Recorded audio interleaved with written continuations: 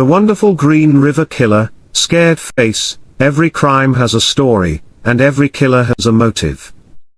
From chilling confessions to unsolved mysteries, true crime reveals the darkest corners of human nature. What drives someone to kill? Let's uncover the truth behind the most shocking cases.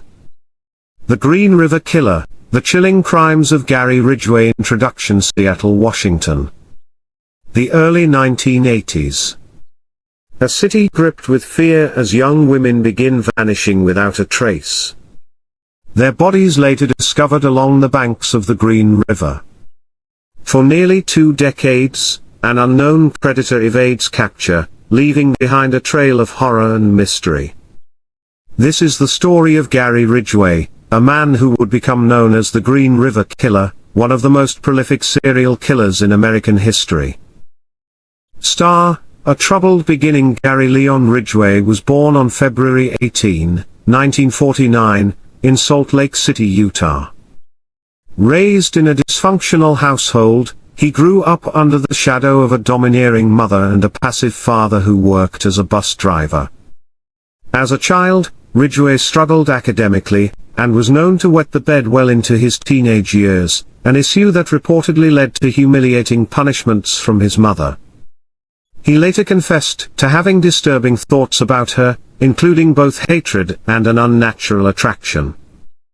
At 16 years old, Ridgway committed his first known violent act. He lured a 6-year-old boy into the woods and stabbed him in the ribs. Fortunately, the boy survived.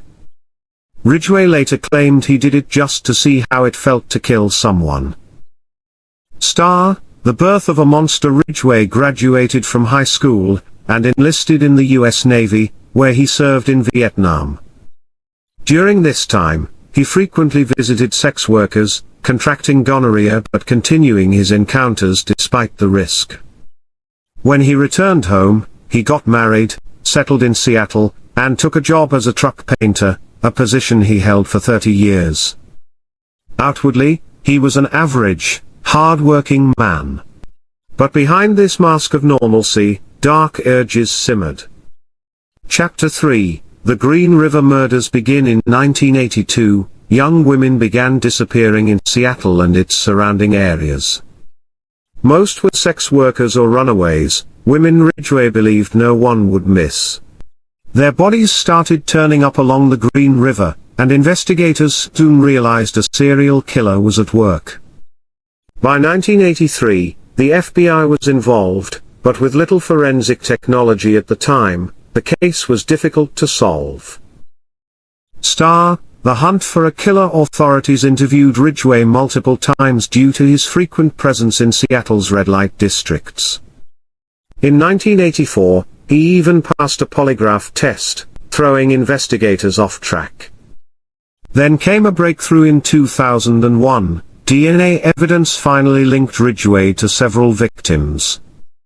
He was arrested outside his workplace on November 30, 2001. Star, a chilling confession. Facing overwhelming evidence, Ridgway confessed to murdering at least 71 women, though he claimed the number was closer to 90 to 100.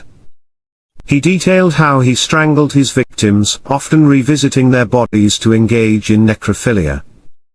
To avoid the death penalty, Ridgway struck a deal, agreeing to help locate the remains of his victims.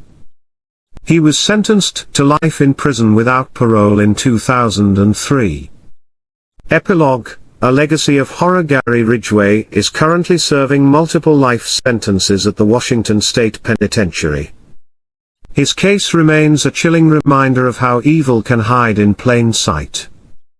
Despite his conviction, not all of his victims have been found. For many families, closure remains elusive. The Green River Killer may be behind bars, but the echoes of his crimes still haunt the city of Seattle. If you liked this story, make sure to like, share and subscribe for more chilling true crime content.